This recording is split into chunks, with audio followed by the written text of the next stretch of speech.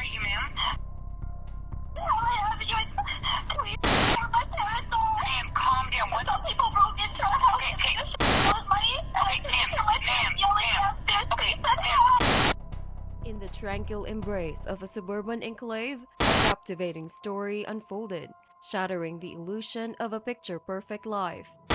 At the center of this narrative was once a sweet and innocent presence who seemingly overnight transformed into the harbinger of her parents' worst nightmares. Behind the charming smile and angelic facade lurked a complex tale of deception, desire, and betrayal.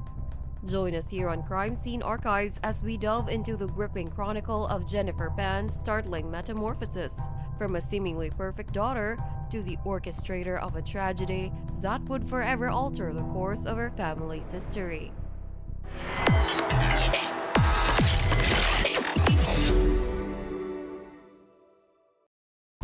The Pan family, an embodiment of the immigrant success narrative, comprised Han Pan and his wife Bic, Vietnamese boat people who had escaped in search of a better life.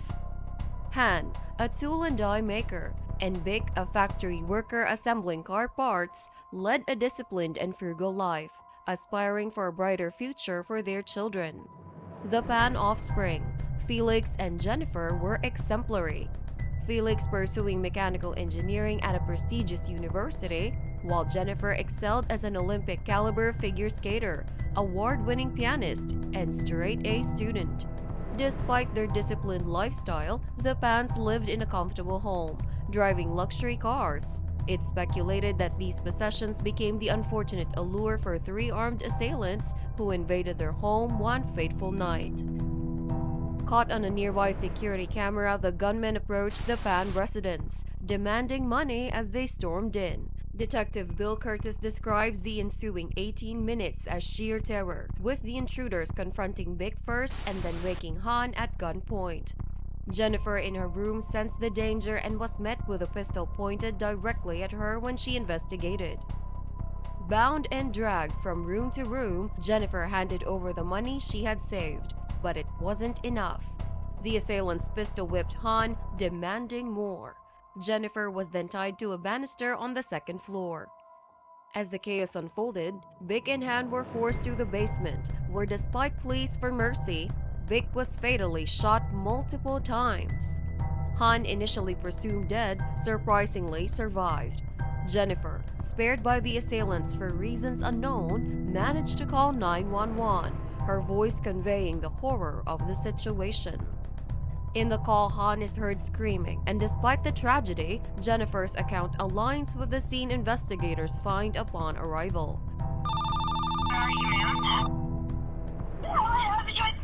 Please, just go Ma'am, home. ma'am, I don't know where my parents are. Ma'am, calm down. What? Some people broke into our house. Okay, okay. They stole all his money. Okay, ma'am, My parents yelling ma'am. downstairs. Okay, Please, send me ma'am, home. ma'am, where are you? What? Avenue. Avenue Road. Yes. Can you spell the street name for me, please? Dad? No, you're calling us. Ma'am, hello? The details surrounding Jennifer Pan, once seen as a grieving daughter and home invasion survivor, take a darker turn as the investigation deepens. During those harrowing 18 minutes that engulfed her entire family in horror, police began to question whether the young woman with the angelic voice was concealing a darker truth. The glaring question on everyone's mind was why the perpetrators left someone unharmed to serve as a witness. Jeremy Grimaldi, a crime reporter covering the Pan family home invasion, found something fishy about the incident. The criminals seemed unlikely to shoot two people in the head and then leave a witness alive and tied upstairs. Grimaldi's reporter instincts hinted at a deeper plot. What raised suspicions further was the lack of significant theft. Despite a Mercedes and a Lexus in the garage, valuable electronics, and money left untouched, the assailants departed without much loot. This inconsistency fueled doubts among investigators and the media. Questions about Jennifer's ability to make a 911 call with her hands bound behind her back using a flip phone intensified skepticism. In response, investigators brought Jennifer to the police headquarters for a demonstration, pressing her on the logistics of making the call under those conditions. As the questions persisted, Jennifer initially appeared hesitant. However, during the demonstration, she claimed it was possible to talk to a 911 operator with her hands bound against the banister, and the call was made with a phone tucked in her waistband. Despite her explanation, police remained unconvinced. They discreetly trailed Jennifer, even attending her mother's funeral, where her lack of tears and apparent lack of genuine emotion raised further doubts. Detectives, driven by suspicion, revisited the 911 call and discovered a significant detail. Jennifer's mention of her father screaming outside during the call contradicted her earlier claim that her father, Han Pan, was unaware of her distress. The discrepancy heightened the detectives' suspicions about the authenticity of Jennifer's account. When Han Pan emerged from his induced coma, he provided a critical turning point. Despite being shot in the face during the alleged home invasion, Han recounted every detail of the night he almost died and his wife, Vic, was murdered. This revelation proved to be unsettling news for Jennifer Pan, as her father's first-hand account challenged the narrative she had presented to the authorities. When Han Pan emerged from his induced coma, his account of the event starkly contrasted with Jennifer Pan's narrative, exposing inconsistencies and raising suspicions. According to crime reporter Jeremy Grimaldi, this wasn't the first time Jennifer had been caught in a lie. Grimaldi asserted that lying seemed to be a pervasive trait in Jennifer's life, leading him to claim that she was far from the innocent, straight-A piano-playing daughter she portrayed. Contrary to the facade of academic success, Jennifer was living with her boyfriend and holding down a job. Grimaldi delved into the Pan family's dynamics, revealing that Jennifer's deceit had roots in her childhood, blaming her behavior on the demanding parenting style known as tiger parenting, characterized by strictness and high expectations. Han Pan, described as a classic tiger dad, prioritized education and dictated Jennifer's career path. Instead of acknowledging her achievements, Han often told her she wasn't good enough. Jennifer, feeling the pressure, resorted to manufacturing lies to fulfill her parents' expectations, even forging report cards with a photocopier. Her deception extended to creating a fictitious academic career, complete with a forged college acceptance letter to a prestigious pharmacy school.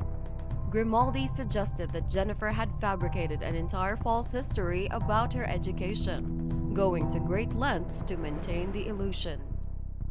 Forbidden from dating by her parents, Jennifer met Daniel Wong, a part-time drug dealer, and engaged in a complicated relationship with him.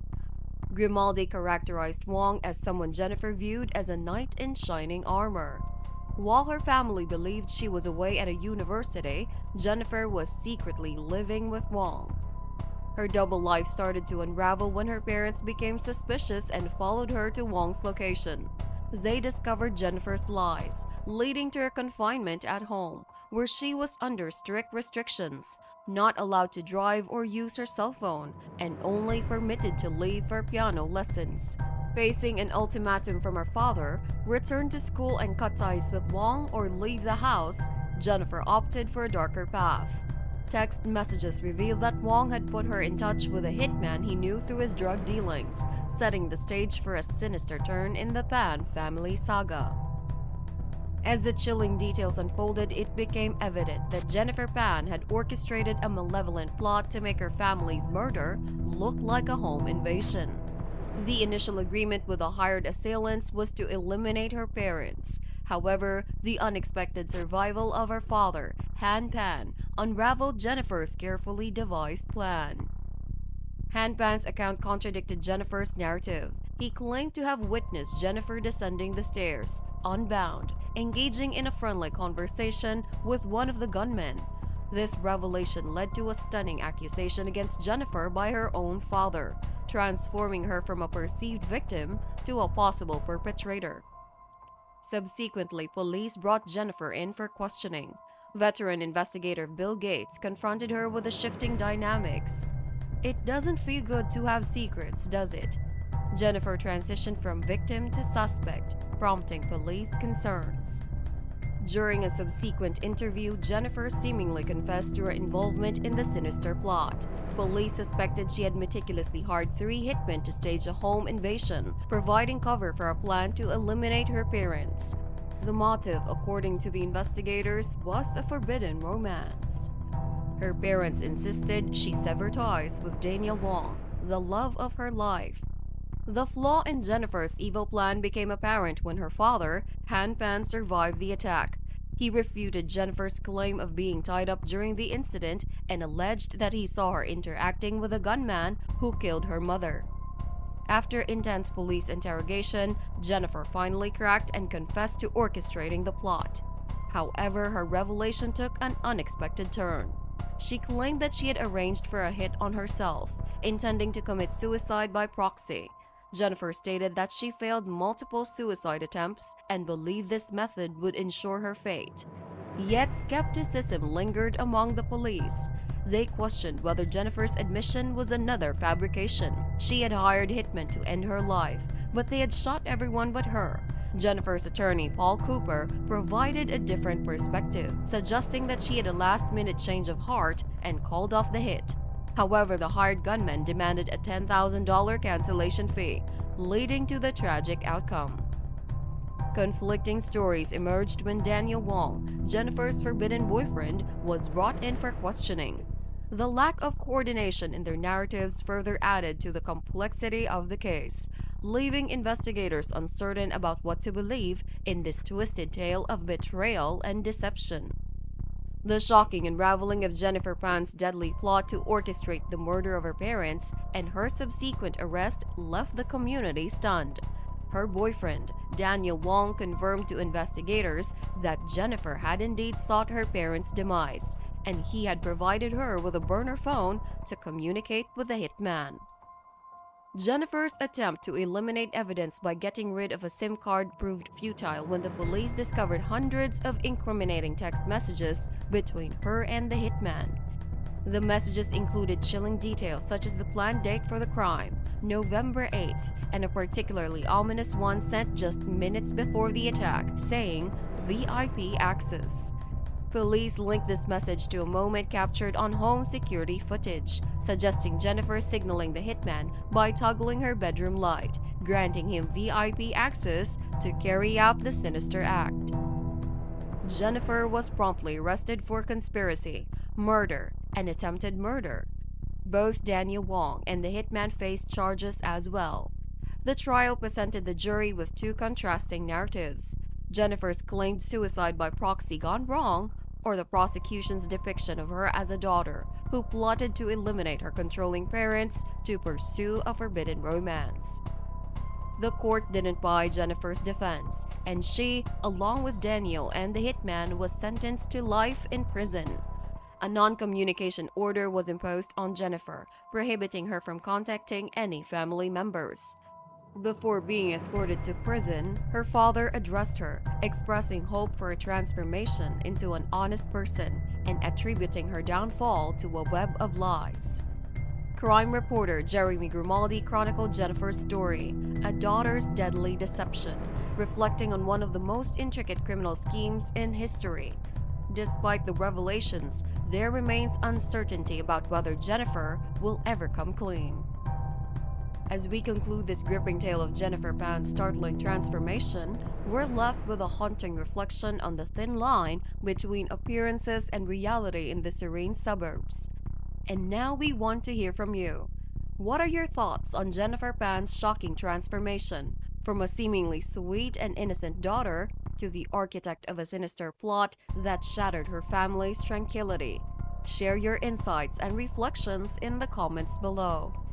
If this narrative has piqued your interest in delving into more compelling stories of true crime, we invite you to explore our video on Stuart Reagan and Dennis Allen, 2 figures who stands as Australia's worst nightmares.